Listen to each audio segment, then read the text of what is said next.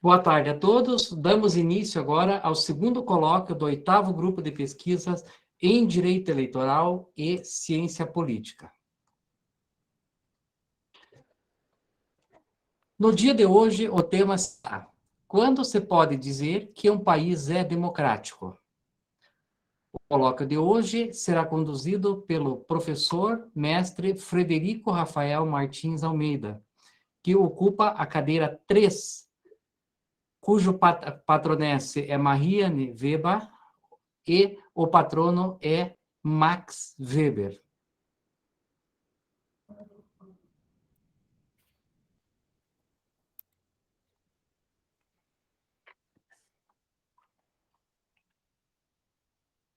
O professor Frederico Rafael Martins Almeida, que ocupa a cadeira 3 do 8º grupo de pesquisas em Direito Eleitoral e Ciência Política, uma cadeira permanente, é mestre em Direito Empresarial e Cidadania, membro da Academia Brasileira de Direito Eleitoral e Político, membro da Conferência Americana de Organismos Eleitorais Subnacionais e La Transparência Eleitoral, atuou como observador internacional nas eleições gerais do Chile em 2021, professor titular de Direito Eleitoral do Centro Universitário Uniopet, professor convidado do curso de formação inicial de juízes substitutos do Tribunal de Justiça do Paraná em 2017, editor executivo da Revista Brasileira de Direito Eleitoral e Ciência Política, membro do Conselho Consultivo da Escola Judiciária Eleitoral do Paraná,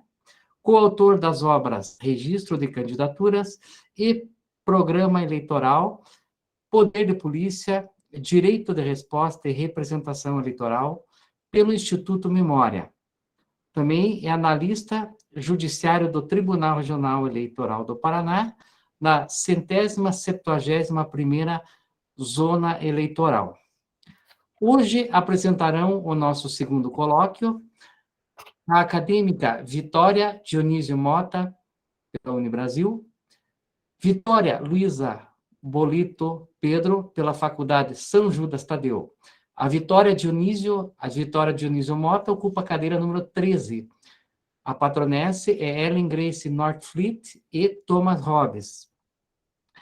A Vitória Luiza Bolito Pedro, da Faculdade São Judas Tadeu, ocupa a cadeira 40, cujo patrono é George Weilman Friedrich Igel e Marimba Anne. Também apresentarão no dia de hoje o acadêmico Cauã Henrique Stelle Barbosa, pela Uniopet, que ocupa a cadeira 54, cujo patrono é John Maynard Keynes e patronesse Marta Halfett de Mendonça. Também apresentará hoje a acadêmica Inês Terezinha Rossiniak Costa, que ocupa a cadeira 42, cuja patronessa é Cíntia Holden Enloy e Nicolas Luhmann. A Inês Terezinha é da Unidom Bosco.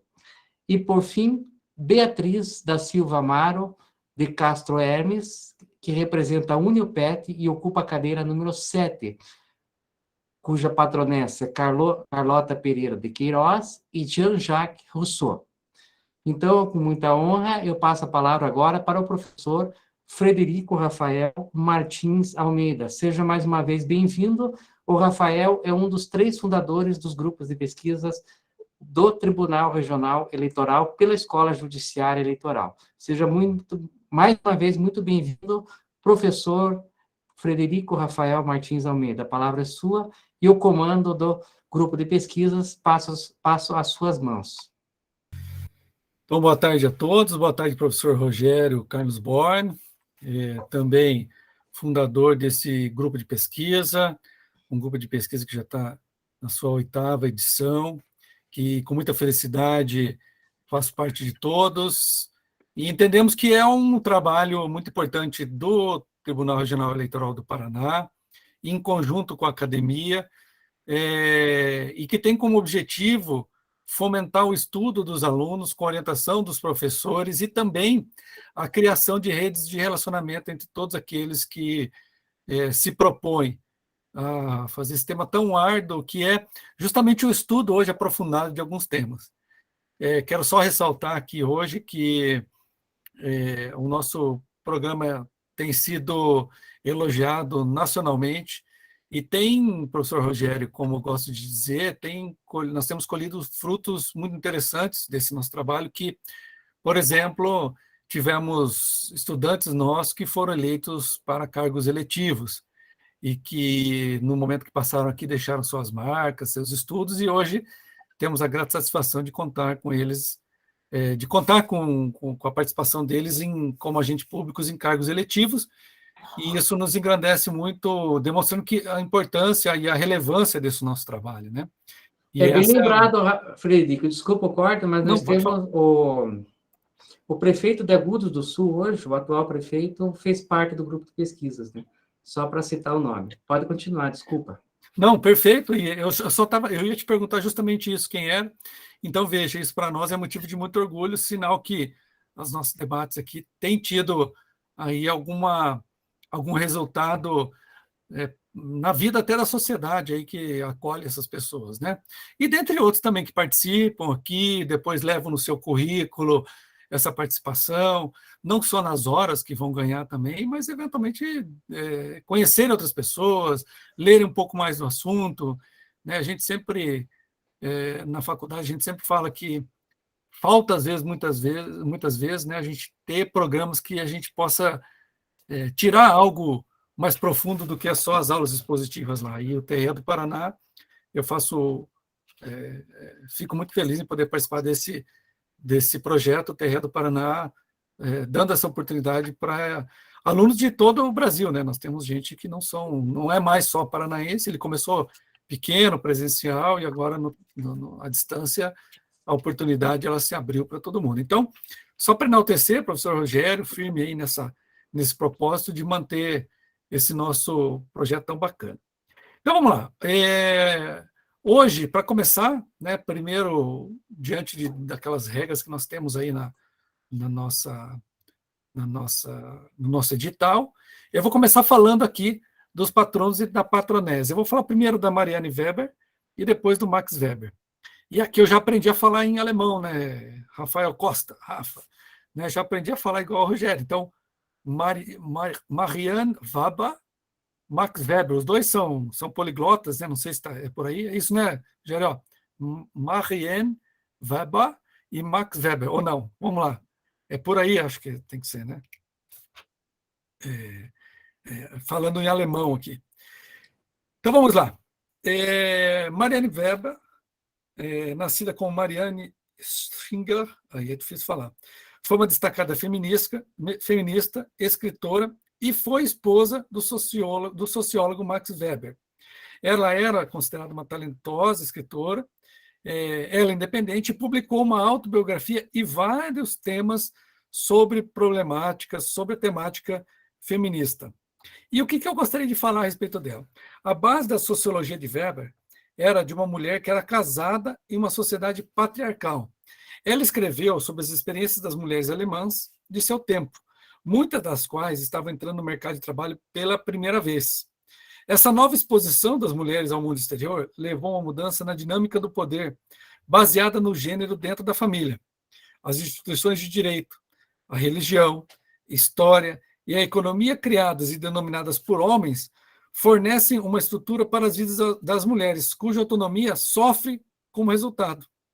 Weber também sentiu que a estrutura e as estruturas de casamento podiam ser usadas como instituto de caso para a sociedade em geral, uma vez que o casamento e o destino das mulheres em se casar eram fundamentais para a vida das mulheres e eram vistos como todo o seu espectro dentro da religião, da economia, da história e tudo mais.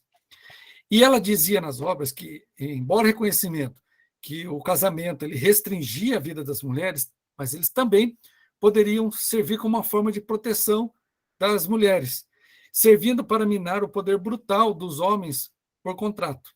O trabalho de Weber, especialmente Esposa e Mãe no Desenvolvimento do Direito, né, nessa obra de 1907, foi dedicado à análise da instituição do casamento. E nas suas conclusões, ela diz que o casamento, nas suas palavras, ele poderia se tornar uma negociação complexa e contínua sobre poder e intimidade, na qual dinheiro, trabalho feminino e sexualidade eram questões muito importantes. Outro tema do trabalho era que o trabalho feminino poderia ser usado para mapear e explicar a construção e a reprodução da pessoa social e do mundo social, na qual o trabalho humano criava produtos culturais que variavam desde pequenos valores diários, como limpeza, honestidade, a fenômenos maiores e mais abstratos, como a filosofia e a linguagem. Entre os dois extremos encontra-se um território imediatamente intermediário e inexplorado, na qual ela chamava de o terreno intermediário da diária imediata, no qual as mulheres, sendo cuidadoras das crianças e atores econômicos cotidianos da família, teriam um grande papel. Então, ela debate muito isso durante todas as suas obras, e eu convido a todos que façam esses estudos para que possam conhecer o que ela escrevia a respeito do tema. O segundo deles é chamado Max Weber, cujo nome era Maximilian Karl Emil Weber. Ele foi um intelectual, jurista e economista alemão, considerado um dos fundadores da chamada sociologia. Grande parte de seu trabalho, como estudioso e pensador, foi reservado para o estudo do capitalismo e do chamado processo de racionalização e desencantamento do mundo. Mas seus estudos também deram importante contribuição para a economia. Podemos considerar que uma das suas obras mais famosas são artigos que compõem A Ética Protestante e o Espírito do Capitalismo, com o qual começou suas reflexões sobre sociologia da religião. Weber argumentou que a religião era uma das razões não exclusiva dos porquês das culturas do Ocidente e do Oriente, e desenvolveram de formas diversas, salientando a importância, principalmente, daquilo que se falava no protestantismo, e que, em seguida, levou ao nascimento do capitalismo, da sua burocracia e do Estado racional e lei nos países ocidentais. Ele tratava muito nessa obra toda, inclusive, através da visão e através da influência na qual foram influenciados Immanuel Kant e Nietzsche, que também, diante todas essas obras dele, também tratavam a respeito de trabalhos acadêmicos, falando dessa estrutura do capitalismo, da aristocracia, né, do Estado Nacional, e toda essa formação da sociedade em razão dessa sua visão. Esses, então, são nossos patronos e nossas patronesas, que dizem respeito aí, é bem importante que a gente conheça, né, dizem respeito a todos aqueles que são os professores que estão nas cadeiras. Para começar, então, professor Rogério, eu vou passar a palavra à primeira de nossas expositoras, que me pediu aqui, a Inês, que vai eventualmente falar. Deixa eu antes passar, então, devolver a palavra ao professor Rogério, para que ele possa falar a respeito agora. Obrigado. E professor, tem que ver aqui onde... Ah, cliquei, quero ver. O professor vai falar agora, o professor Rogério está sem o áudio, só precisa abrir o áudio. Eu só informo aos presentes que a lista de chamada, a lista de presença, está à disposição no chat, que não deixem de preencher, porque isso é imprescindível para o certificado de vocês, tá? Então, eu passo a palavra agora para a acadêmica Inês. Pode falar, Inês. Professor, boa tarde a todos, é um prazer estar nesse momento, né, neste grupo de pesquisa em Direito Eleitoral e Ciência Política. E, professor, como é que eu faço aqui para mim abrir o PowerPoint? Você tem ali embaixo, ó, apresentar agora. Se você pegar ali, tem uma no teu Meet, né? Você vai clicar ali, a tela inteira, e aí ele vai compartilhar a sua tela. Tá. Então, veja lá se você consegue. Clica lá. Tela inteira e uma janela. Clica a tela inteira. Clica em cima do tela inteira.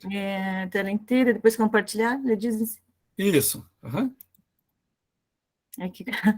Como eu não tenho experiência nenhuma Fique tranquilo, a gente faz aqui. Online, daí precisa de ajuda. Conseguiu? Deixa eu ver, não entro aqui compartilhar, deixa eu ver. Deixa eu clicar de novo aqui. Está aparecendo alguma coisa aí, professora? Não, apresentar, depois você clica a tela inteira, aí você Ah. clica na onde você quer mostrar para nós.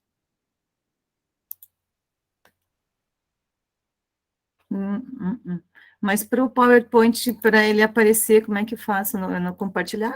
Isso, no mesmo lugar. Compartilhar, tela inteira, e vai aparecer a sua tela.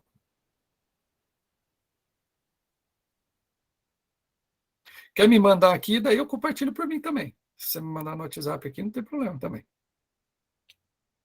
Deixa eu ver.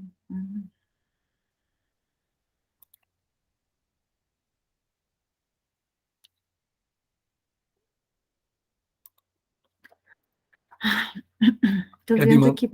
Quer me mandar o arquivo do PowerPoint? Me manda aqui, eu compartilho. Deixa eu ver, como é que a gente faz para mandar? Eu tenho bastante dificuldade, porque como eu não tenho experiência nenhuma, daí, por isso que eu falei. Você quer apresentar também sem mostrar o PowerPoint também? Não tem problema.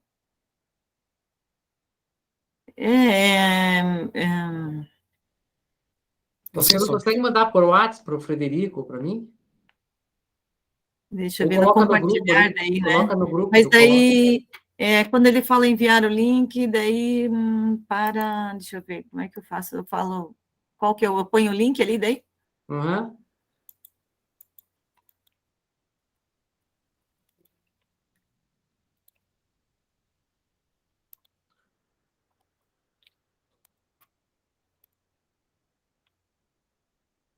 Quer mandar a apresentação no meu e-mail, de repente? Até se outra pessoa quiser apresentar antes, porque bom, não estou com meu filho aqui para dar uma ajuda para mim, daí tenho dificuldade. Deixa eu ver aqui. Tela inteira, apresentar e tela inteira. Ó. Daí quando você clica lá no... Quer que eu vou guiando você? Vamos de novo lá. Professor, clica no quadradinho, tela inteira. Tá, deixa eu fechar, então, aqui, cancelar, vou dar uma cancelada, depois... Uhum. Até se tem gente que está com as coisas mais fáceis, até pode fazer, porque como eu... Quer? Então, de repente, se você conseguir mandar no meu e-mail aqui a apresentação, daí eu abro para você. Ou ver se, de repente, eu posso pedir para o Cauã apresentar. Cauã? Porque... A gente pode inverter, professor Rogério? O meu detalhe... Agora deu. Agora deu. Isso mesmo. Daí, deixa eu ver. Daí tem que aparecer, né? Isso, lá em cima, lá você tem teoria democrática lá, é isso? Clica lá em cima, em cima sobe a flechinha, sobe lá em cima, lá em cima. Teoria democrática, lá em cima, lá em cima. Mais. Pode subir. Pode subir. Pode subir. Não sei se eu vou saber o que ele está... Pode subir, Inês. A flechinha sua, lá em cima. Ó.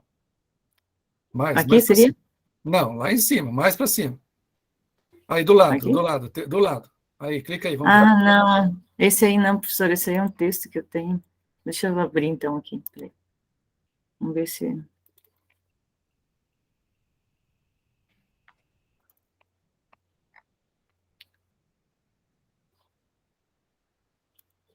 Acho que está mais fácil ela mandar por e-mail e te abrir, né? Eu também acho, Inês. Manda por e-mail para nós. E deixa eu ver assim, não aparece nada, né? Aparece alguma coisa? Aperta o Alt Tab. Ó, o Rafael está dando uma dica ali.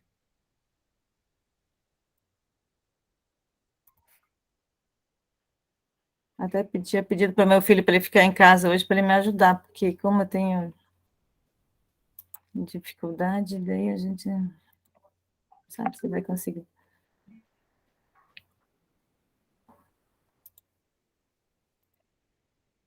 Eu estou achando melhor mandar por e-mail, daí o Cauã apresenta, né? Isso. E daí a gente volta, chama você de novo, pode ser? Pode ser. Uhum. Então tá, só tem que sair do compartilhamento aqui daí, né? Isso, interromper, isso mesmo. Interromper, deixa eu ver. Esse Então aqui chama o não. Cauã, daí por e-mail. Fazemos assim? Podemos sim, Cauã? Eu já mandei a Oi, mensagem aqui. tô Isso! aqui já. Beleza, então vamos lá. A palavra então está com o Cauã. Daqui a pouco a gente volta, tá, Inês? Se você conseguir mandar no e-mail para Tá. nós, a gente tenta abrir. Lá tem teu e-mail lá, Frederico? Acho que... Eu vou colocar aqui. Pessoal, não esqueçam de assinar a lista de presença, tá lá no chat. Posso iniciar? Pode iniciar, por favor. Tá certo. Primeiramente, boa tarde a todos os presentes. Meu nome é Cauã Henrique Stelle Barbosa, sou graduando em Direito pelo Centro Universitário Uniopet, e esta é minha segunda participação nesse grupo de debate. Bom, eu fiquei alocado na cadeira 54, o patrono e a patronese John Maynard Keynes e Martha Helfield Mendonça, e falarei deles de uma forma objetiva e passarei ao tema daí em discussão. John Maynard Keynes é considerado um dos principais economistas da história, sendo, a priori, considerado precursor em relação ao tema macroeconômico. Pois bem, solidificou o que hoje é conhecido como keynesianismo, que, acreditando ele, que no sistema capitalismo seria o mais eficiente no mundo, e acreditava que para essa eficiência ocorrer, deveria o Estado intervir de forma direta na economia. Um exemplo foi a crise de 2009, da crise da Bolsa de Valores dos Estados Unidos. Peculiaridades. Após o término da Segunda Grande Guerra, ele fora eleito conselheiro na Conferência de Bretton Woods, conferência essa que estipulou, entre 45 nações de todo o mundo, um acordo político-econômico global para reger as políticas econômicas. Daí que surge o Fundo Monetário Internacional também. Ele incentivava fortemente que o Estado devesse intervir na economia, investindo muito para, assim, consequentemente, desacelerar o desemprego. Sua principal obra é a Teoria Geral do Emprego, do Juro e da Moeda. Do outro lado, Martha Helfield Furtado de Mendonça Schmidt, ela é uma juíza brasileira e foi a primeira a presidir o Tribunal de Apelação da ONU. Doutora em Direito Privado pela Universidade de Paris II, juíza do Tribunal Regional do Trabalho, aprovada em primeiro lugar no concurso, e juíza do United Nations Appeals Tribunal, eleita pela Assembleia Geral da ONU após a sua seleção interna pelo Conselho de Justiça. Bom, esses foram o patrono e a patronese em que foi alocado. O tema do segundo colóquio é quando se pode dizer que um país é democrático.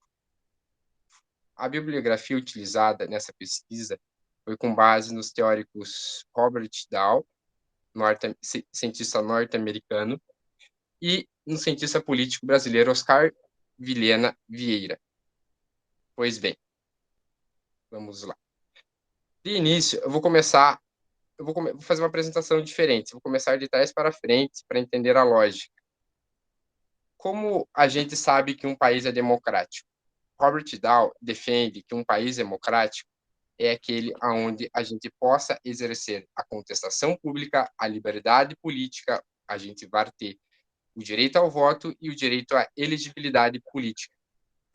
Pois bem, nessa toada, a gente consegue saber que um país é democrático bastando visualizar de uma forma superficial ao país a existência de grupos políticos de forma plural em uma sociedade, que constantemente estão em conflitos diante da divergência de ideais entre estes. E tal verificação, ou seja, analisando essa existência de grupos políticos, partimos para a premissa que esse país em si é uma democracia, já visa o regime democrático. Entretanto, há perigos que atraem essa pluralidade de atores políticos, atraem consigo. Como, por exemplo, vejamos, Oscar Vilhena defende a ideia de que a constante pluralidade entre os institutos legislativo, executivo, legislativo e judiciário, junto com a constante embate entre os ideais divergentes do próprio povo, causam o enfraquecimento, ou como ele intitula, o mal-estar constitucional de um país. Pois bem, percebemos, então, olhando a princípio a tese formulada por Robert Dahl, que ele denomina como conceito de poliarquia, que para ele a existência de grupos políticos, de atores políticos em uma sociedade é essencial para a sua real democratização. Ou seja, fugindo da elitização de minorias no poder, a exemplo de governos oligárquicos. A priori, de um grosso modo, percebemos que Dahl defende a ideia de pluralidade de pessoas em uma sociedade, onde o debate, a discussão é viável sem aquele sistema censuratório, entre aspas. Pois bem, entretanto, não observou-se que, diante de tamanha divergência, de tamanha pluralidade em uma sociedade em si, a existência de perigos que essa divergência, que essa pluralidade de pessoas, de ideais, poderiam ocasionar em si o perecimento do próprio sistema formulado por este.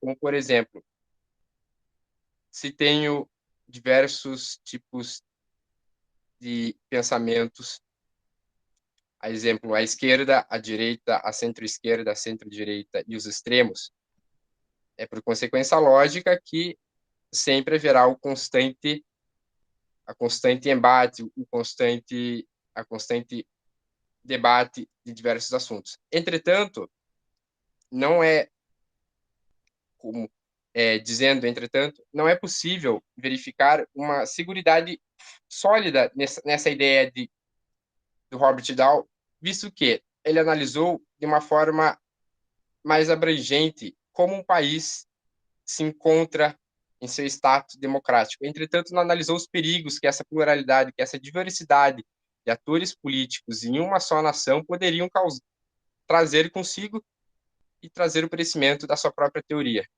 Pois bem, as transmutações sociais, as modernidades sociais, a evolução das pessoas em sociedade é muito amplo e subjetivo.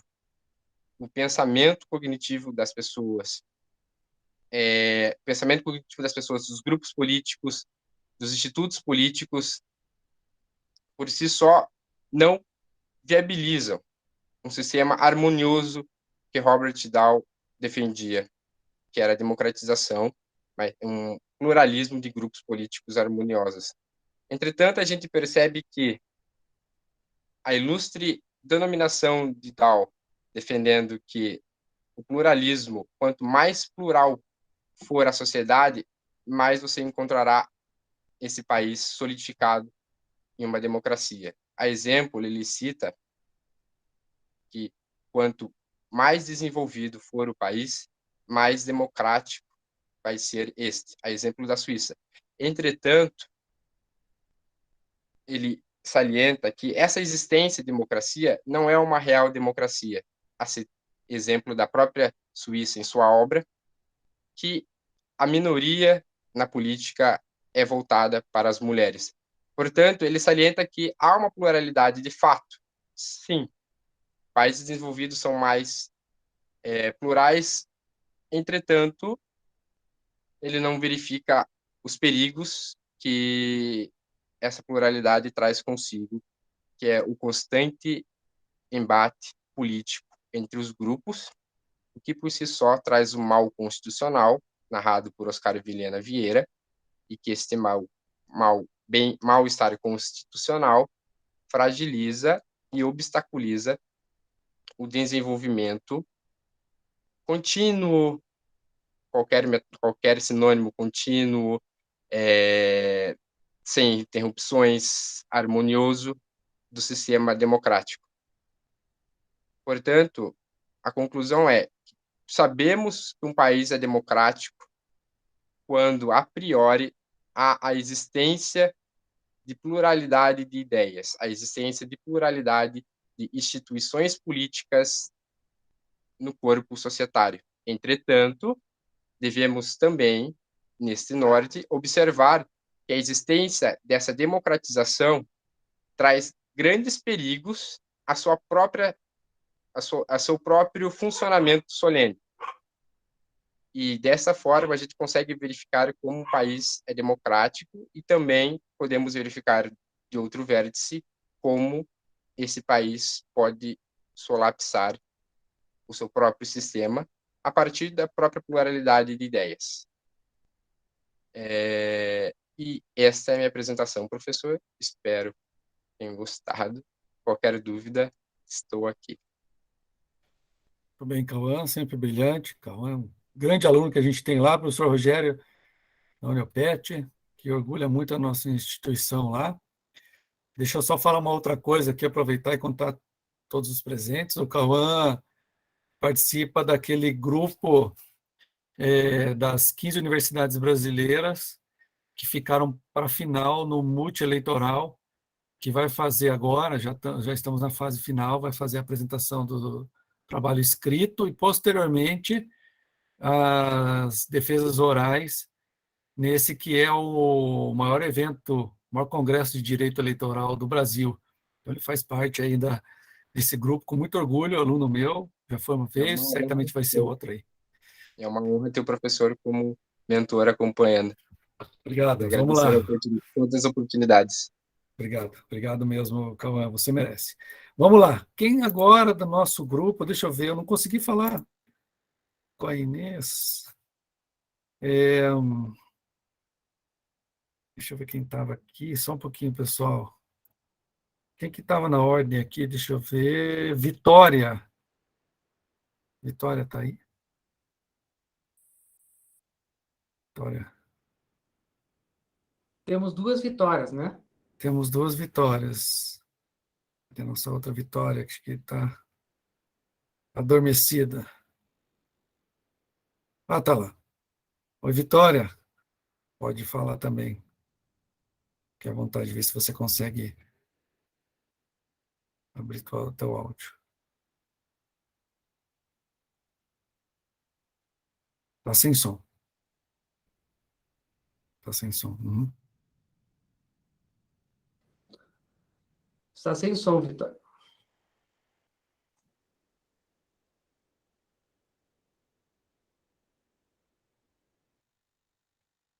Não consegue, né? A Inês também eu não consegui falar de volta com ela, professor Rogério, que eram nossos 3 que iam apresentar.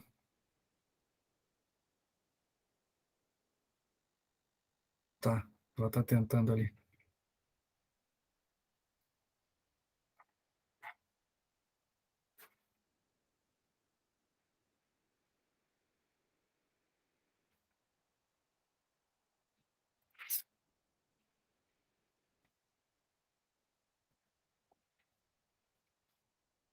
A outra Vitória é sua estagiária ali, não é? Mas a outra Vitória, ela não ficou de apresentar, ela pediu para sair, que ela estava com um monte de problema pessoal, não pôde Agora continuar. deu certo? Agora deu. Amém. Vamos Que lá. bom. Então, joia, pode ficar à vontade, a palavra é sua, Vitória. Maravilha, gente. Então, eu só vou apresentar aqui a minha tela, tá? Só um minuto. Vocês conseguem ver os slides, não? Perfeitamente. Maravilha. Então, tá bom, gente. Primeiro, boa tarde. Meu nome é Vitória, como já foi dito. Eu estou aqui pela Unibrasil. E eu vou tentar falar um pouquinho sobre as minhas ideias sobre democracia, principalmente, e quando que a gente pode falar que não que até sobre a existência dela. Primeiramente, eu vou falar do meu patrono e da minha patronese, é claro. Logo depois eu vou falar um pouco sobre o berço democrático que foi na Grécia, principalmente em Atenas. E, finalmente, falando sobre a democracia liberal brasileira nos moldes do Robert Daw. eu não sei se eu falei o nome dele certo, mas é um teórico político bastante com uma importância muito grande, principalmente aqui dentro dos nossos estudos. O meu patrono é o Thomas Hobbes.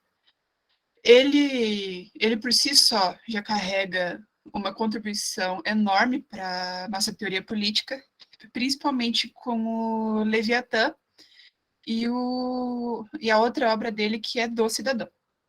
O Hobbes, ele era matemático, filósofo, ele nasceu no Reino Unido, e uma das ideias principais dele era que o homem ele não consegue se governar sozinho. Uma das frases mais importantes dele seria que o homem é o lobo do homem. Então, o que ele acreditava, já que o homem não consegue atuar como o seu próprio governante, ele precisa de um governo extremamente autoritário. O Hobbes era muito defensor da ideia da monarquia. É daí que vem, inclusive, o próprio Leviatã. Eu vou usar aqui uma apontadora laser que vai ficar um pouquinho mais fácil. A minha patronese agora é Ellen Grace Northfleet, e que eu ainda sigo nesse patrono e com essa patronese agora numa democracia de uma espécie de representação. Ellen Grace foi a primeira mulher a integrar uma cadeira dentro do Supremo Tribunal Federal foi em dezembro de 2000, e ela participou de julgamentos muito importantes, como o do Mensalão e do caso Goldman também. Ellen Grace é formada pela Universidade Federal do Rio Grande do Sul, em Ciências Jurídicas, e ela atuou como advogada há muito tempo, inclusive atuando lá no Tribunal Regional Federal da 4ª Região.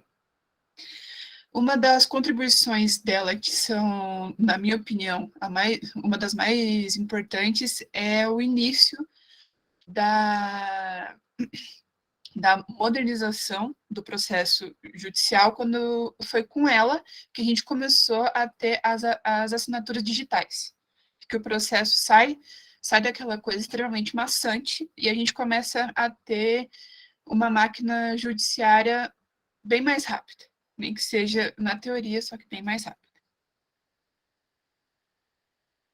Agora, indo para o meu tema, que seria realmente o do berço democrático,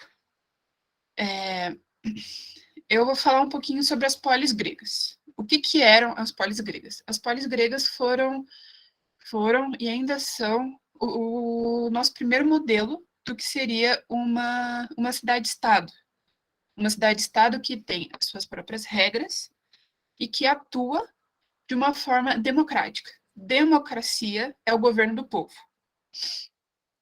Então, o povo participava dentro dessas polis gregas das discussões e ali mesmo eles decidiam o que iria acontecer dentro da cidade. Muito contrário da ideia de uma monarquia onde o poder é centralizado. Contudo, importa também que eu falei aqui que era uma democracia para certas pessoas. Eram os homens letrados, brancos, que não eram estrangeiros, e somente eles participavam. Porém, é um modelo que a gente tem do que seria muito parecido, né, claro, do nosso modelo atual de um governo. A polis que mais se destaca nessa ideia é Atenas. Essa foto aqui é um desenho muito bem explicativo do que seria isso, onde as pessoas se reuniram, e Atenas acaba sendo um destaque muito grande na época, exatamente por aquilo que eu falei. Foi uma das primeiras cidades e uma das cidades que mais se evoluiu dentro dessa ideia por realmente ter ali as suas próprias leis e a sua própria organização social. Com isso também vinha a economia e vinha todos os requisitos do que seria uma cidade-estado democrática. Aqui foi o que eu falei, é claro, da legislação e da organização social. Atenas era e é até hoje um grande destaque para quem estuda o berço lá da nossa teoria política, porque foi lá que a gente começou a ter, inclusive, o nosso modelo do que seriam, né, claro, os centros de discussões, os centros eleitorais. Muito rústicos, é claro, só que ainda com uma inspiração grande do que houve em Atenas. Existem alguns filósofos que falam bastante sobre isso, e um deles é Sócrates, que Sócrates ele era um grande participante ali da organização das polis. Aristóteles também vai falar sobre o surgimento da democracia, e ele vai falar aqui como eu coloquei. A democracia surgiu quando, devido ao fato de que todos são iguais, em certo sentido, acreditou-se que todos fossem absolutamente iguais entre si. Aristóteles falou isso há muito tempo atrás, só que hoje a gente começa a entender o que ele realmente quis dizer. Quando eu comecei a falar sobre as polis gregas, eu mencionei.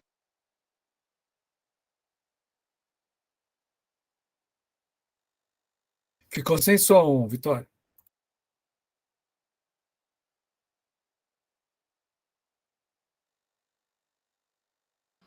Voltou? Ficou sim. Uhum. Voltou. Ah, tá. Desculpa, gente. Então, voltando lá. Aqui nessa frase, o Aristóteles, como ele tinha dito, que acreditou-se que todos fossem absolutamente iguais entre si, ele já traz uma ideia para a gente do que acontece hoje em dia. Que a gente tem uma democracia, sim, porém, para muitos grupos ainda falta uma representação. Ainda falta o que seria realmente igualdade. Porém, é claro, a gente teve uma gigante evolução do que era na época. Agora, fazendo com que a nossa linha do tempo venha bem mais para frente, a gente tem a democracia liberal brasileira. Quando eu montei essa apresentação, as minhas pesquisas me falaram sobre uma democracia liberal aqui no Brasil, porém, agora, a nossa doutrina diz que não, que a gente não tem uma democracia liberal aqui no Brasil mais, e a gente tem uma democracia de representação.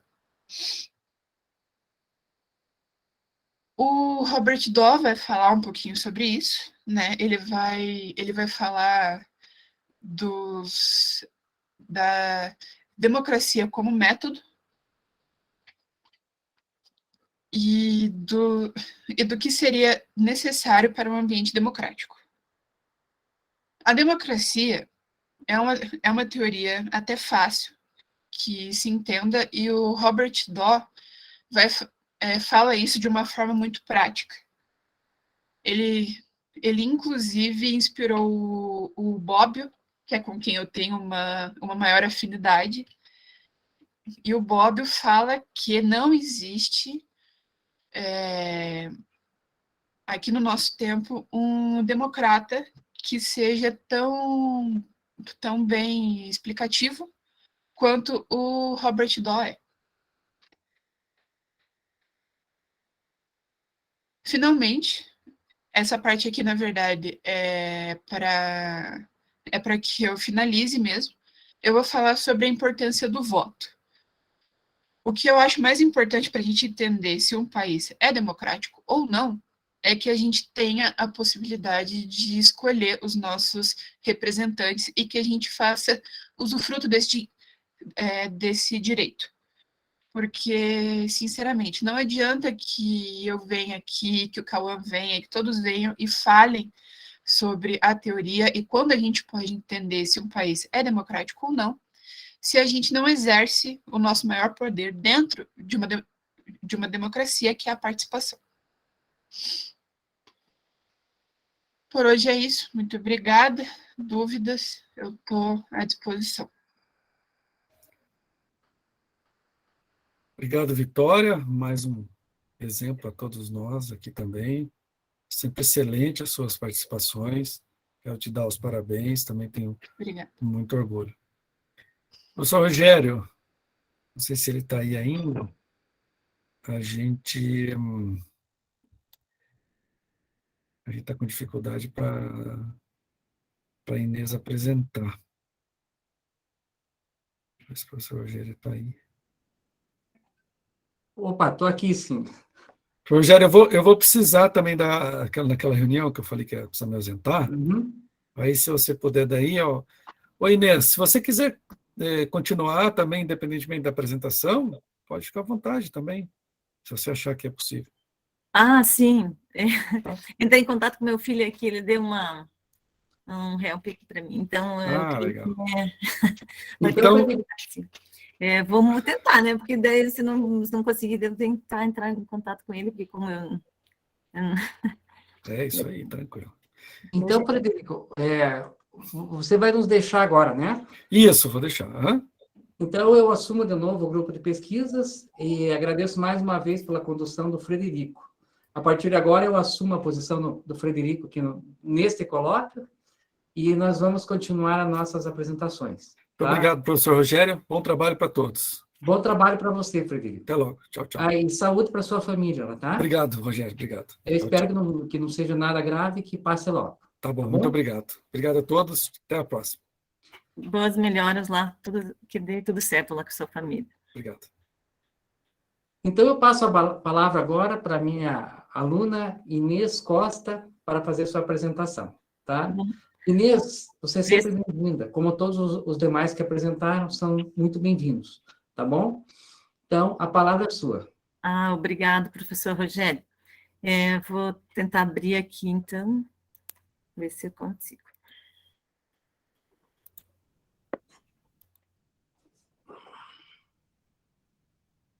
Abriu aí, professor? Está abrindo.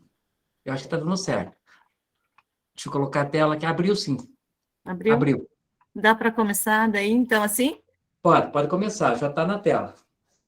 Tá, então, eu sou da cadeira 42, né? Então, vou falar, assim, brevemente, um pouco sobre Niklas Luhmann e Cynthia Oden-Enloe. A pronúncia, peço que o professor me ajude. Fique tranquilo. Tem dificuldade. Então, vou falar um pouquinho sobre a biografia dos dois, né? E vou falar também um pouco sobre quando você pode dizer que um país é democrático. Então, primeiramente, com Niklas Luhmann, que é um alemão formado em Direito e Sociologia, e nasceu nos... Um pouquinho aqui, o que foi? Será que dá para voltar aqui, professor? Peraí. Aqui. Sim, abriu. Então, ele nascido em 1927, na Alemanha, casado com Ursula Walter, pai de 3 filhos, e morreu aos 70 anos na Alemanha mesmo. Então, quando ele tinha 18 anos, ele ingressou na Força Aérea Alemã e posteriormente foi preso e libertado em 1946.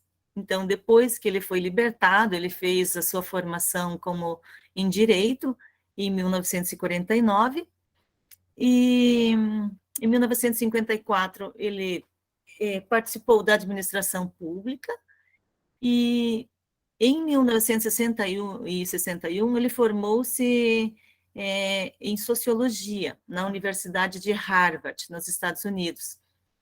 Então, Niklas Luhmann, ele escreveu, é um escritor, né? Então, sociólogo, advogado, e atuou em vários segmentos da sociedade, como na política, nas artes, na economia, na ecologia, na religião e os sistemas de comunicação.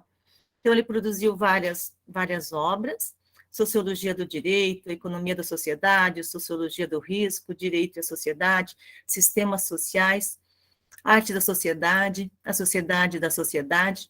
Então, ele teve uma participação bem importante, assim, né, como escritor, e influência na sociedade.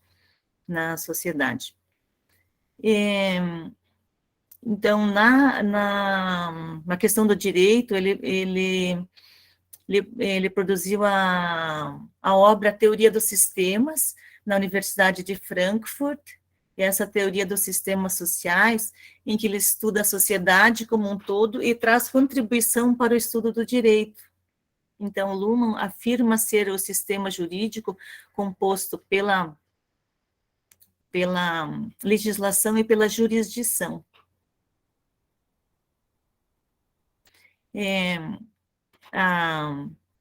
Temos também a Cynthia Olden-Enloe, que é da cadeira 42, que é uma cientista política, ainda, como diz, nasceu em 1938, tem 83 anos, é norte-americana e de Nova York. Então, ela é viva, né? Nasceu em 1938 e tem 83 anos. E atualmente diz que ela reside em Boston com seu parceiro Johnny Sager. Então, ela teve sua graduação em 1960, depois fez mestrado, doutorado em 1967, em ciência política na Universidade da Califórnia. Então, é uma cientista norte-americana. E ela visava sempre os papéis e direitos das mulheres na sociedade. Inicialmente, ela iniciou as suas pesquisas, seus estudos na política étnica e racial, principalmente na Guerra do Vietnã, que ela iniciou como pioneira do feminismo. Então, uma escritora que publicou muitas obras importantes. E ela abordava questões de gênero, as questões do militarismo, da economia, da política internacional. Então, várias questões onde ela pesquisava e produzia obras, livros e artigos. Como professora na Universidade de Clark. Então, ela pesquisava, né, investigando as indústrias globais do vestuário, bancos, trabalho doméstico, militarismo, diplomacia. Então, ela estava sempre prestando atenção e pesquisando as questões das mulheres, né, do feminismo. Então, o quanto o trabalho da mulher era injusto. Só um pouquinho aqui. O quanto o trabalho das mulheres era injusto, em empresas globalizadas, onde tinha exploração da mulher no trabalho, onde as mulheres eram vítimas de violência física e psicológica. Então, ela tem obras importantes. Ela também tem a obra de 2004, The Chorus Feminist. Então, ela explora a visão masculina dentro das organizações como as militares americanas, as milícias sérvias, a ONU, o Oxfam, e ela pede para que as mulheres prestem atenção, porque elas parecem cúmplices da violência ou da opressão dos outros. Então, é uma violência que está encoberta, que ela está escondida, assim, por trás de ambientes aconchegantes, né, aparentemente vistos, e que, a princípio, inspiram até louvor e compaixão, mas que, na verdade, podiam ser ambientes, ou eram ambientes, assim, de bastante discriminação e as mulheres sendo vítimas de violência. Então, ela faz esse chamado às mulheres para pensar de forma diferente e global. E ter essa consciência feminista, né? Então, o feminismo é a busca de uma justiça profunda para as mulheres, de maneira que mudam os comportamentos de mulheres e homens, e realmente mudam as noções de como é a justiça. Então, se tem respeito, se elas não ficam oprimidas e injustiçadas e violentadas, pode ocorrer a justiça, né? Então, ela é uma cientista política que ganhou prêmios na Academia Feminista por proporcionar às mulheres uma inclusão, né, por serem mais uma inclusão na sociedade. E recebeu o prêmio também de professora excepcional 3 vezes na Universidade de Clark, e também estudou a comunidade, meio ambiente, foi premiada várias vezes, e em 2010 ela recebeu o prêmio da Associação de Estudos da Paz e Justiça, prêmio Susan Nordschut, e o prêmio Howard Zinn, bem difícil. Então, foram vários prêmios aqui, bem importantes pela contribuição dela na sociedade norte-americana, e internacionalmente também, porque ela fazia estudos, pesquisas do ponto de vista internacional. Então, tinha política internacional sendo pesquisada por ela de forma importante. Por isso que ela foi bastante premiada pelos seus trabalhos com impacto na sociedade, inclusive. Depois, então, desses políticos da cadeira 42,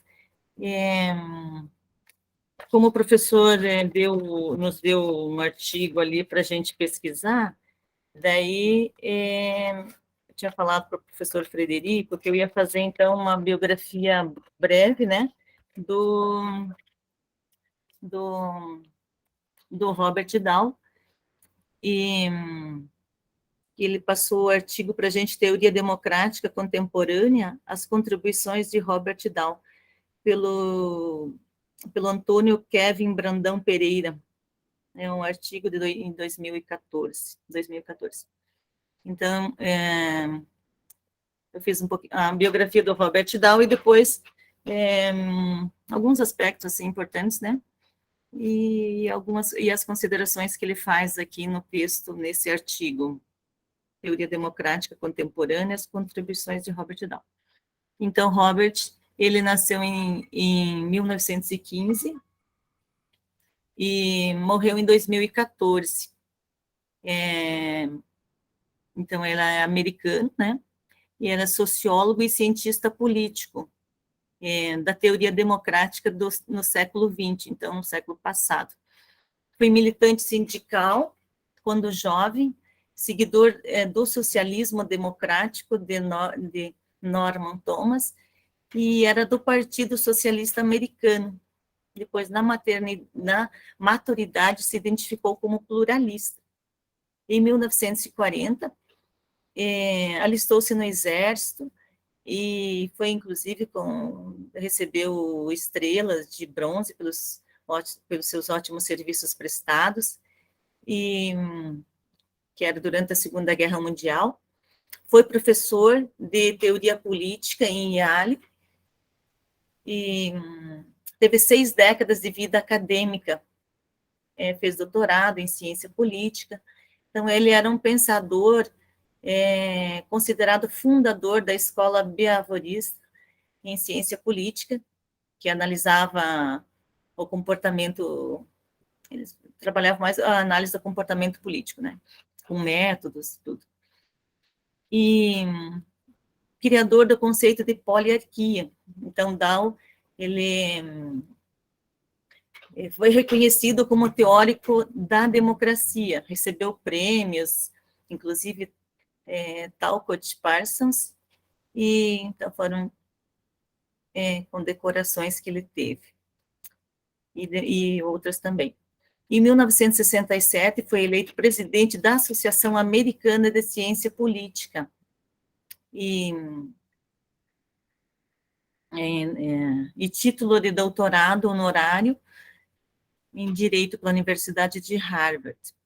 Ele é escritor de vários livros e artigos, onde debate o poder político, a natureza das elites que dirigem e as formas de participação democrática. Então, ele tem, assim, várias contribuições,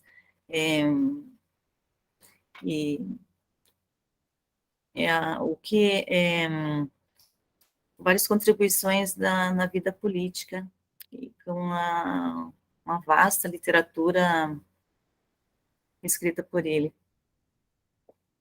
de forma crítica, né? Ele era um escritor crítico, assim, mais crítico. E ele disse, para o Robert Dow, nenhum país chegou a ser democracia até hoje.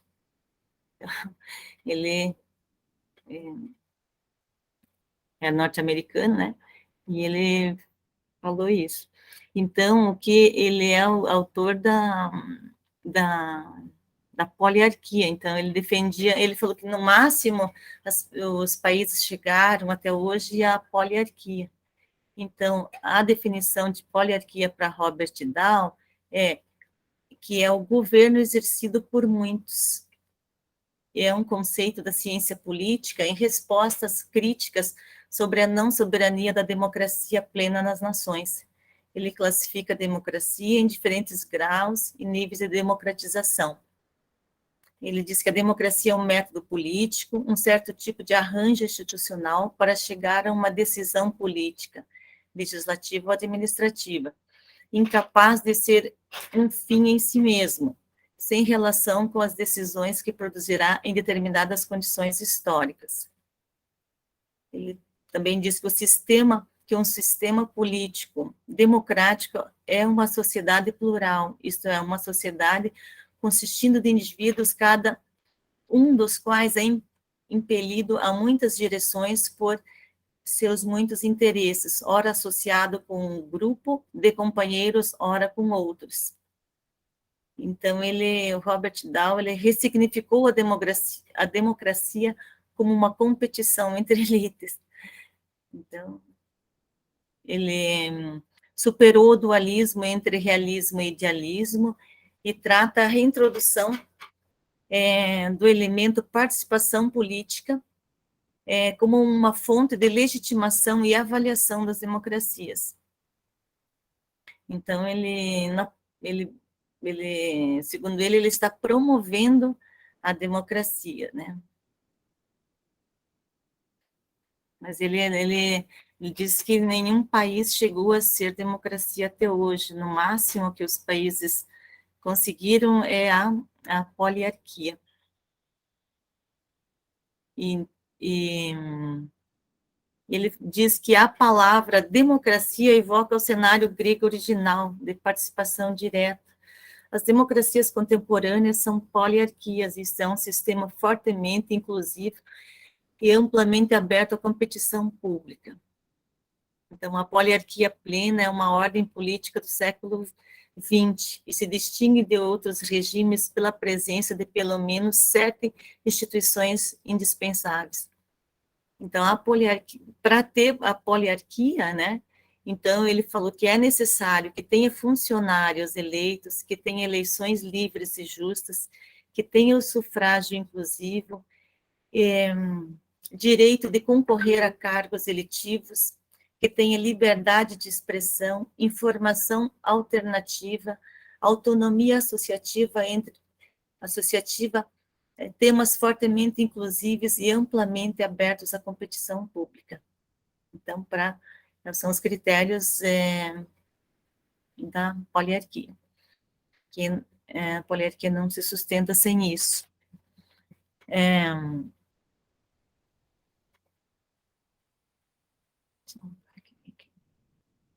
Então, na teoria da democratização, é necessário haver contestação pública e direito de participação. Então, o Dow considera a democratização como um processo ascendente de contestação pública reunida à expressão dos direitos de participação. A poliarquia se caracteriza por abrigar essas duas dimensões. Dessa maneira, ela se diferencia de outros regimes, como hegemonias fechadas. Nas hegemonias fechadas, tem a ausência de contestação e também do direito de participação. Nas hegemonias inclusivas, tem o direito de participação, mas a ausência da contestação. E nas oligarquias competitivas, tem a presença de eleições competitivas, mas com uma inclusão restrita. E o desenvolvimento e a manutenção das poliarquias, ele diz que elas serão maiores, o desenvolvimento e a manutenção das poliarquias serão maiores quando a institucionalização precede a expansão do direito de participação e quando os acessos aos meios violentos de coerção e também as sanções socioeconômicas estão dispersos ou neutralizados, e quando o nível de desenvolvimento socioeconômico é alto, e quando os níveis de desigualdade são baixos ou decrescentes. Então, ele coloca essas forças, né, são várias forças aqui que interferem no desenvolvimento e na manutenção das poliarquias. Porque se tem muita interferência de países externos, também já prejudica o desenvolvimento, né? Então, são várias questões que interferem no desenvolvimento e na manutenção das poliarquias.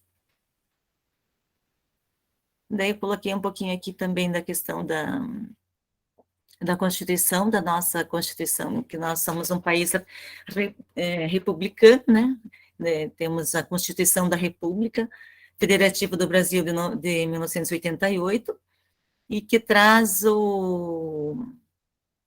que foi instituído, né, o Estado Democrático Brasileiro, onde traz os direitos sociais individuais de liberdade, de segurança, de bem-estar, de desenvolvimento, de igualdade e a justiça como valores supremos de uma sociedade fraterna, pluralista e sem preconceitos, fundada na harmonia social e comprometida na ordem interna e internacional.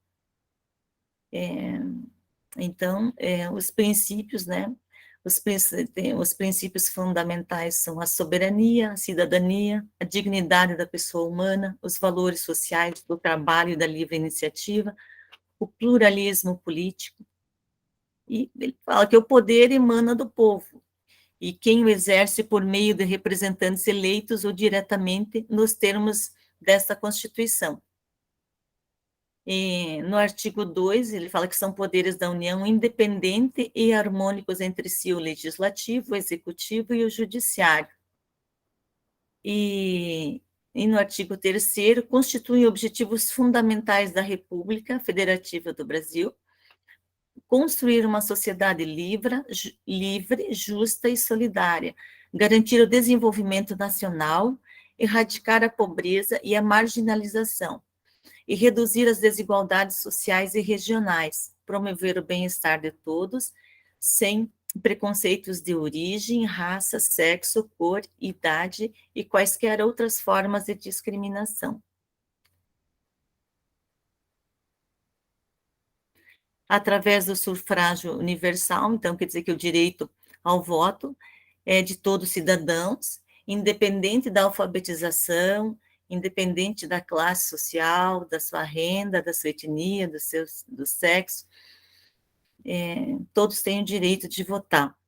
E ele coloca que o voto é facultativo nos casos de maiores de 16 anos e menores de 18, para os analfabetos e os maiores de 70 anos.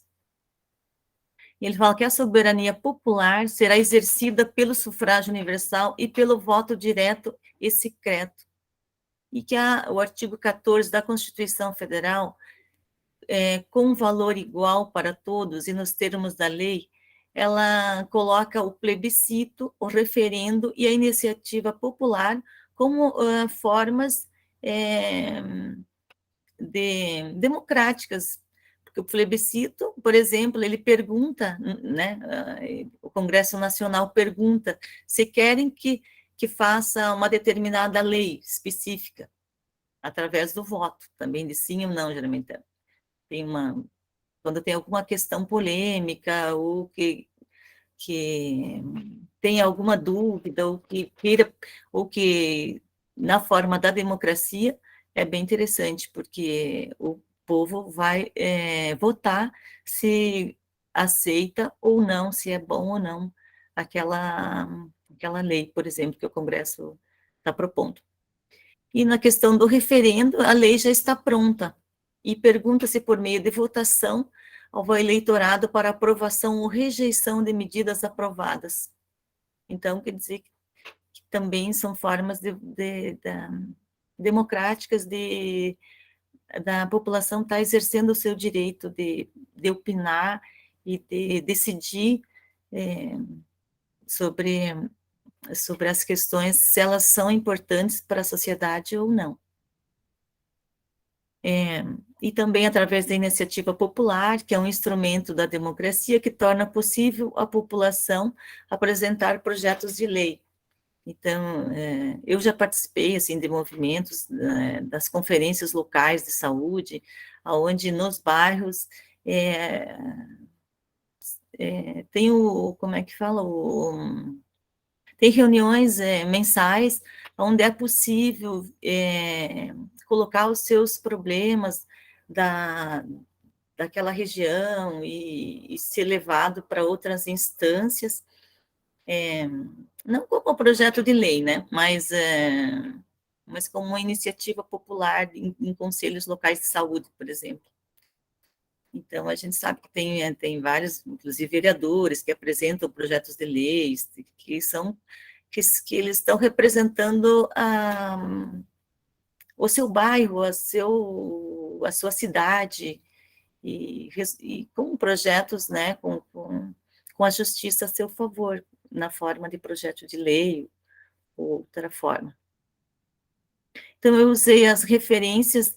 As referências foi esse texto que o professor passou para a gente, né, do Antônio Kevin Brandão Pereira, Teoria Democrática Contemporânea, a contribuição de Robert Dahl, e também a Constituição da República Federativa do Brasil de 1988.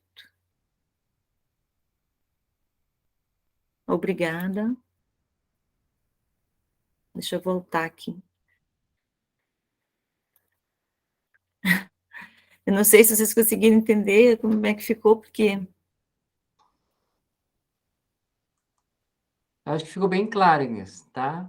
Ficou bem claro, né? Eu tentei colocar um pouco a biografia de Niklas Luhmann e da Cynthia Inloy, né? E depois um pouquinho Mas está perfeito. Do Robert Dahl, né? Então, eu achei até... Então, muito bons trabalhos. Um texto complexo, mas é importante essa... Muito bons trabalhos da Vitória, do Cauã e da Inês, né? Parabéns para vocês. São temas bem importantes, né? Eu quero agradecer o Cauã, parabenizar pela trajetória que o Frederico nos passou, né? Que você tem trilhado, né? Continue por aí, que o caminho é esse mesmo, tá? Muito obrigado. A Vitória, ela continua, ela já participou dos grupos anteriores, né? E eu só queria confirmar com a Vitória a faculdade que ela faz, que eu coloquei como Unibrasil, mas eu me lembro que tinha colocado errado. É Unibrasil mesmo, Vitória? É Unibrasil mesmo, professor. Então tá, minha colega, eu faço doutorado lá, né? E agradecer a Inês, que é minha aluna. Então, a minha aluna, a Inês, ela trouxe muito do que ela aprendeu na minha aula de ciência política, principalmente iniciativa popular, plebiscito e referendo, né? E comentando um pouco sobre democracia, a poliarquia de Robert Down, eu acho que o professor Sérgio gosta muito desse autor, né? E eu queria mais uma vez agradecer também para o Sérgio que montou esse ano a grade dos temas do nosso grupo de pesquisas. Então, eu acho que foi muito bem trabalhado, muito bem informado. Sérgio, muito obrigado pelo seu trabalho, pela sua ajuda. O Sérgio já faz algumas edições que participa do grupo do Sábio Saber, ele vai conduzir um colóquio para nós, professor mestre Sérgio Luiz Versolato de Abreu. Tá? Muito obrigado, Sérgio. Tá? Ali, no último tema, a Inês ela explicou que a democracia nunca foi alcançada. Pelo que ela citou, foi o Robert Down na poliarquia. Pelo contrário, o comunismo também nunca foi alcançado. Mas por que a democracia nunca foi alcançada na sua plenitude? Porque a democracia é a vontade da maioria, não a vontade de todos. Ninguém consegue fazer a vontade de todos. É. Lá na Grécia Antiga, o Sócrates foi condenado a cicuta em plena democracia. Mas ele teve a opção de ou se exilar ou morrer, né? Então, ninguém consegue a voto da maioria. Na nossa eleição no Brasil, a gente não tem o voto nem da metade. Porque no segundo turno, o voto do Bolsonaro e do Haddad soma o voto de todos os candidatos de pessoas que não tinham essa opção no segundo turno.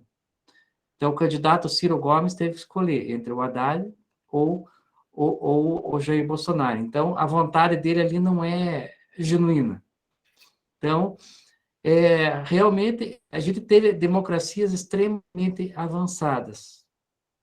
Mas o interessante, né, professor, que ele coloca que a democracia como uma competição entre elites. Achei interessante isso aí, né? Porque é sempre os mesmos que estão lá também, né? Ele não muda, até muda um pouco, né? Porque o Bolsonaro, mas olha, o Bolsonaro, por exemplo, é um político que está há anos, né, no poder, né? Então, ele chegou à presidência, claro, primeira vez. É interessante. Mas o Robert Down, ele fala que a política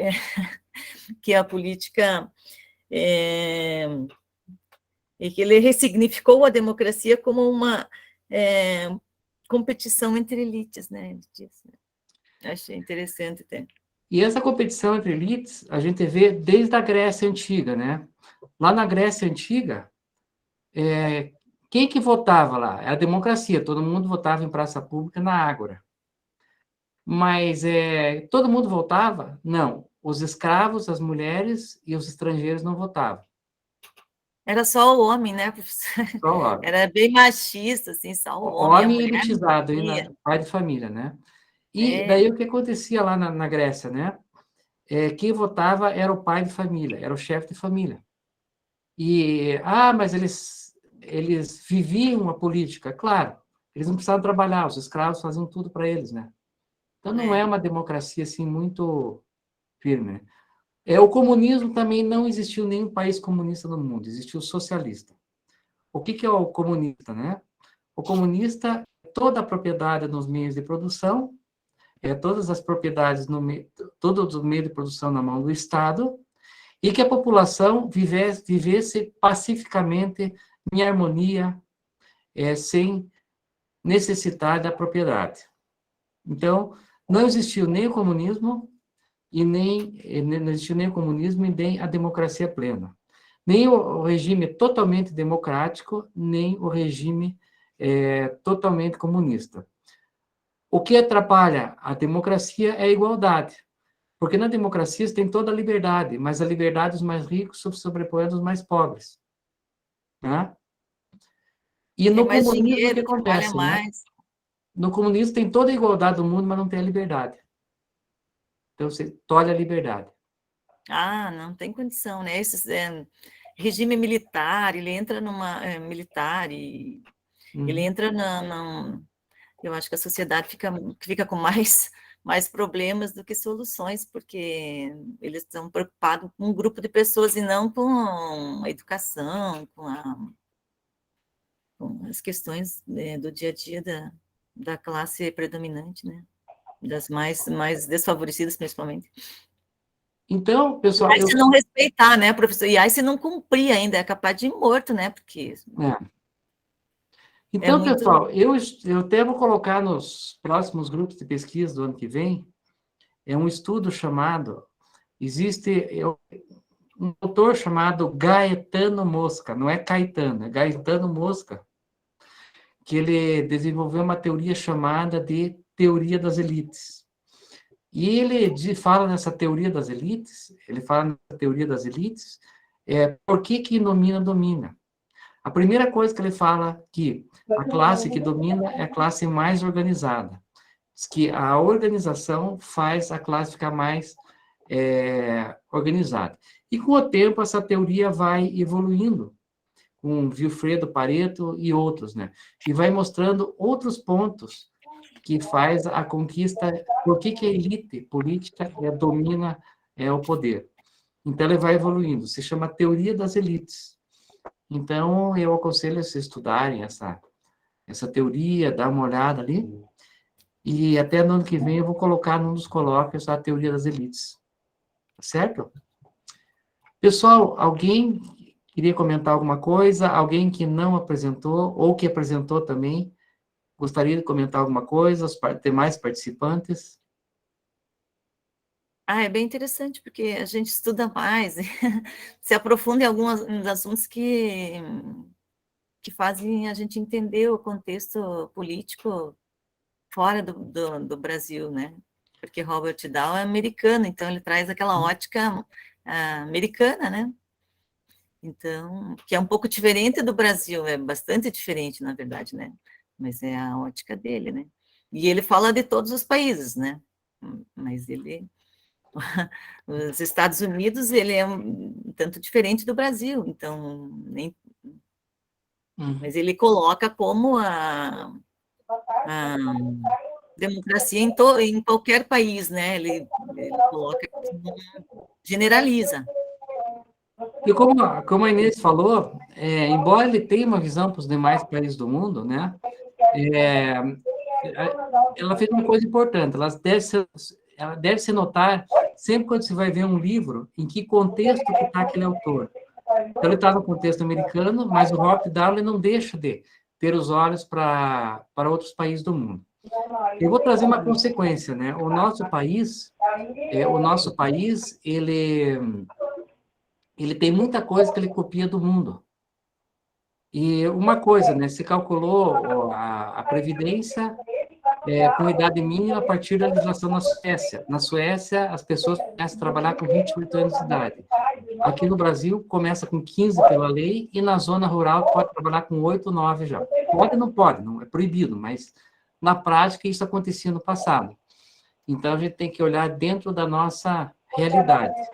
Eu vou passar a palavra para o professor Sérgio Luiz Bersolato de Abreu, que é sempre muito bem-vindo. Então, Sérgio, a palavra é sua. Boa tarde a todos. Eu gostaria de parabenizar o grupo, né, pela apresentação. E uma das coisas que eu acho que é importante a gente levar em conta, né, quando fala do Rothschild, é que alguns... ele faz uma diferenciação interessante entre eleição e democracia. Né? Democracia ele vai muito além das eleições, né? Tem algumas condições mínimas, né, que um país ser considerado democrático, né?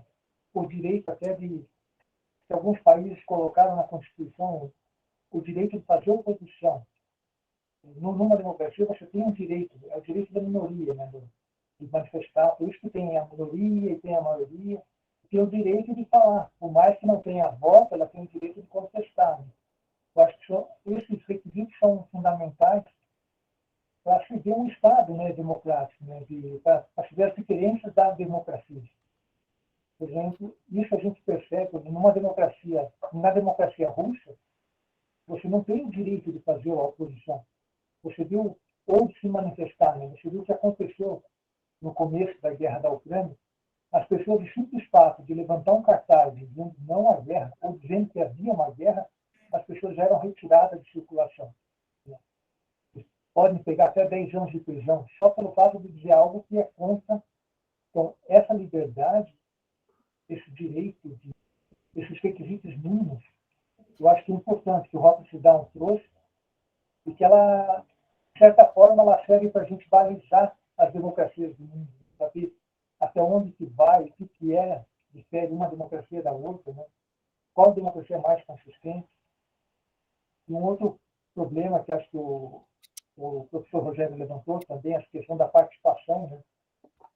E o grande problema que a gente dá, até do constitucionalismo hoje, né, é a questão entre participação e liberdade.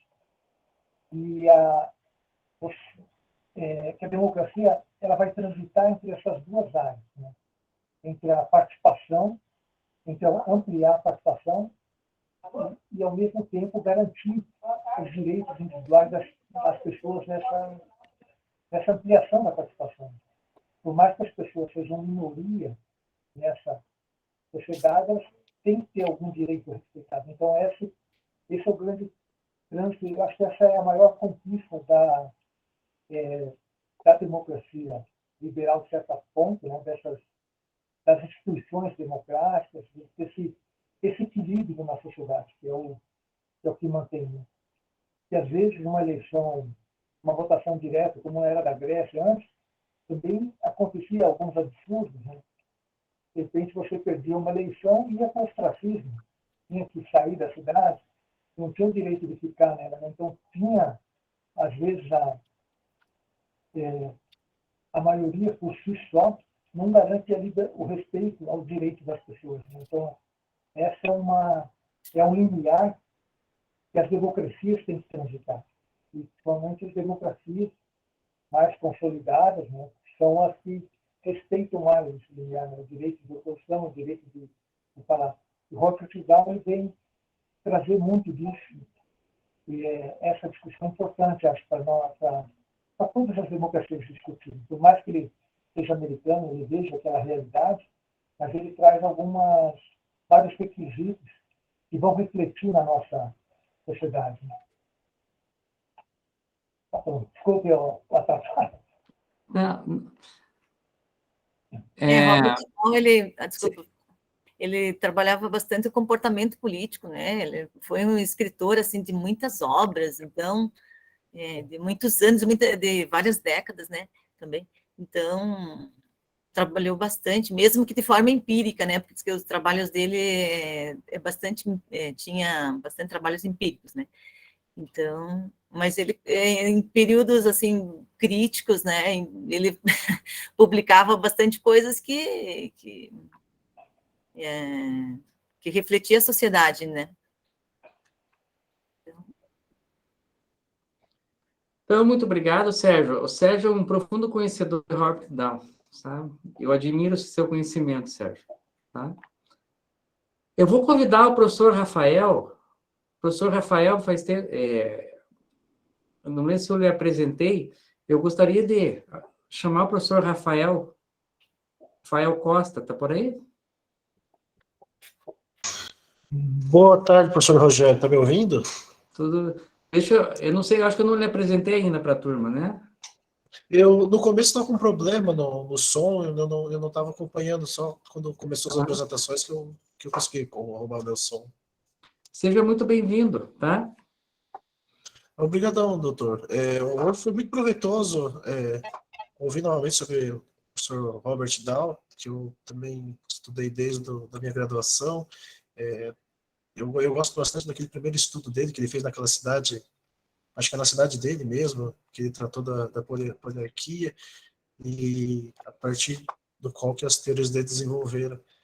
E eu estou conseguindo acompanhar aqui agora, que a gente está vendo os corridos, agora que já passou o futebol de cadastro, estou conseguindo acompanhar os colóquios e também vai ter a minha reunião também, né, que eu vou conduzir também. Eu estou esperando esse momento também.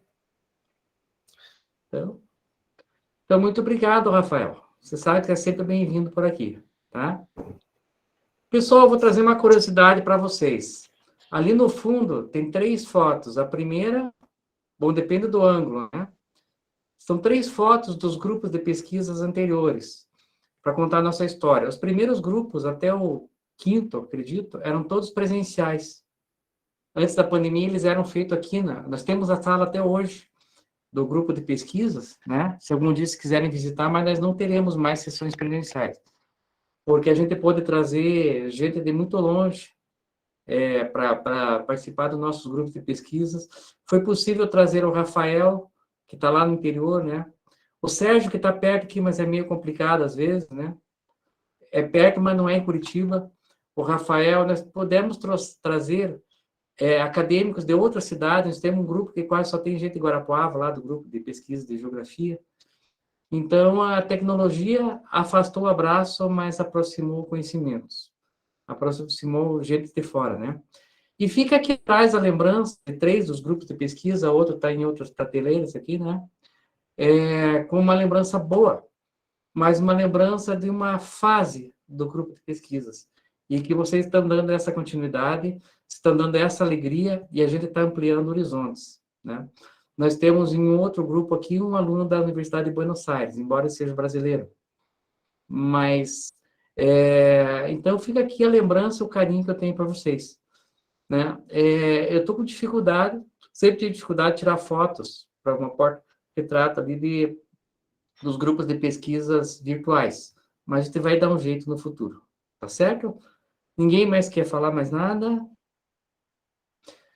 Então, pessoal, eu agradeço mais uma vez pela presença de todos e declaro encerrada a sessão. Até a próxima sessão. Sucesso para todos.